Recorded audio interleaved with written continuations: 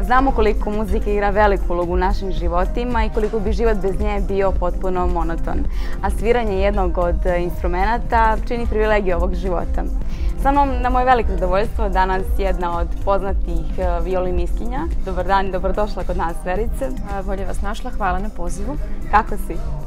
Pa evo ovako, ovim kišnim danima malo meteopatski što bi rekli, ali ne damo da nas to pokoleba. Reci mi, odakle je tvoja ljubav prema violini i zašto upravo taj instrument? Nekako, kako bi ga, zbog čega si ga izdvojila kao jedan od omiljenih?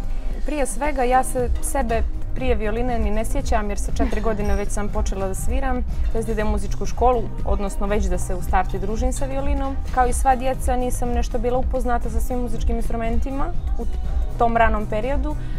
Međutim, na preporuku svih i stručnjaka i profesora, s obzirom na moj sluh i talenat, oni su preporučili violinu jer za violinu je potrebno, kako kažu, najviše sluha. I s obzirom na to da je takav slučaj bio kod mene, onda je i po svima bila šteta da ne sviram violinu i stvarno se to pokazalo da ja sam nekako srođena s mojim instrumentom i uopšte ne vidim, kako da kažem, instrument i ja, nego prosto produžetak mojih ruku kad sviram, jednostavno. Eto, srodile smo se od prvog dana. Čitala sam zaista puno o tebi i vidjela sam da si završila srednju školu, muzičku srednju školu i to si bila Bukovac, je li tako?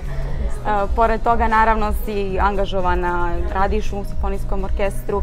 Reci nam nešto više o tvojim angažovanjima, konkretno. Ja sam tačno završila nižu i srednju muzičku školu za muzičke talente Andra Navara. Nakon toga sam sa 16 godina upisala fakultet muzičkih umjetnosti u Beogradu i to sam završila isto. I vratila se u Crnu Goru jer sam već bila radno angažovana u međuvremenu u našem Crnogorskom simfonijskom orkestru gdje i dan danas radim.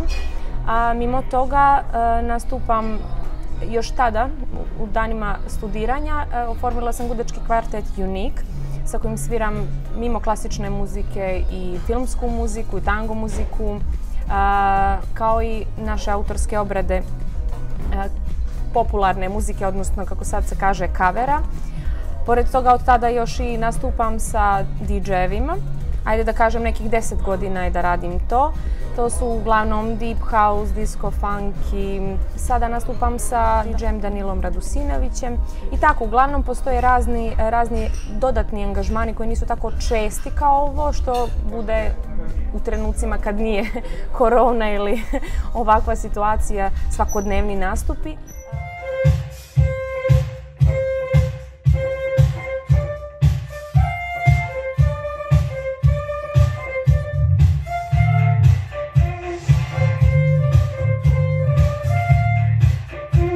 Negdje sam pročitala da si izjavila da domaće tržište bolje prihvaća strane izvođače ili ti muzičare nego što su to naši. Sad mi reci zbog čega je to tako i koliko misliš da je upravo baviti se muzikom korisno ovdje, isplativo što materijalno, što prema taj moment odnosu publike i izvođača. Koliko smatraš da, pošto nastupaš također u inostranstvu, koliko je to cijenjeno tamo, koliko je ovdje? I šta bi promijenila ako prosto nešto ima? Ako bih mogla, naravno. Pa prosto mislim da je to pitanje mentaliteta i da to nije toliko usko vezano samo za muziku,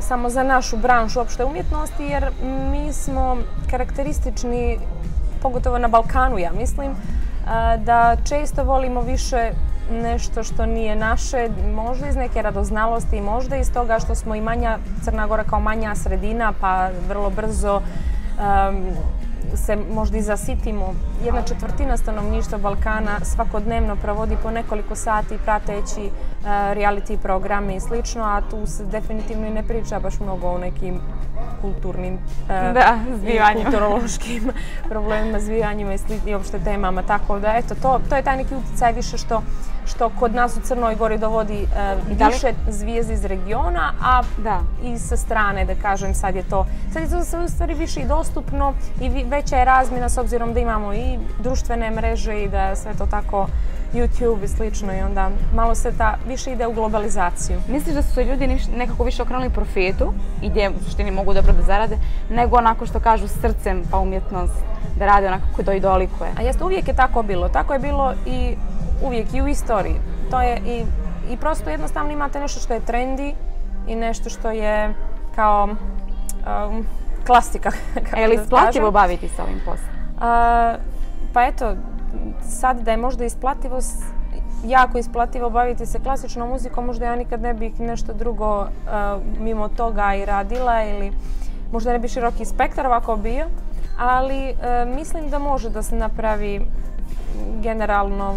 Sad, niko ko sjedi kući ko čeka da mu se nešto desi ili da ga neko vuče za rukav i zove i pita da li još uvijek to radiš i da ajde da okušaš, mislim.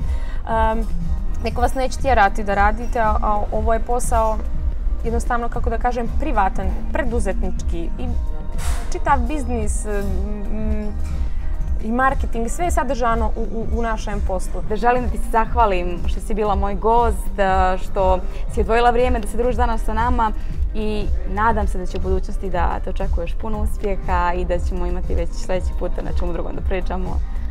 Hvala ti još jednom puno. I hvala i tebi na pozivu i eto, nadam se da će sljedeći put kad se budemo sreli biti drugačije i da ćemo biti u sred jako puno posla i nastupa.